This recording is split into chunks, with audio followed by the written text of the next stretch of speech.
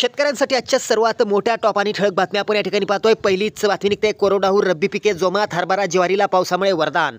पुढली मोठी बातमी निघते वाल्मिक कराड अजून हे लाडकी बहीण योजनेचा अध्यक्ष धनंजय मुंडे यांनी केली होती शिफारस. पुढली मोठी बातमी निघते राज्यात थंडीचा कडाका, तापमान आणखी घसरण्याची शक्यता.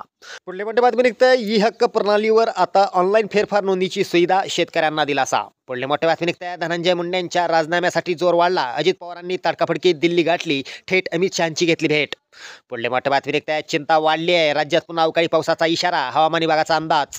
पुढली मोठी बातमी निघते बारदाना नसल्याने सोयाबीन खरेदीवर परिणाम, शेतकरी संकटात.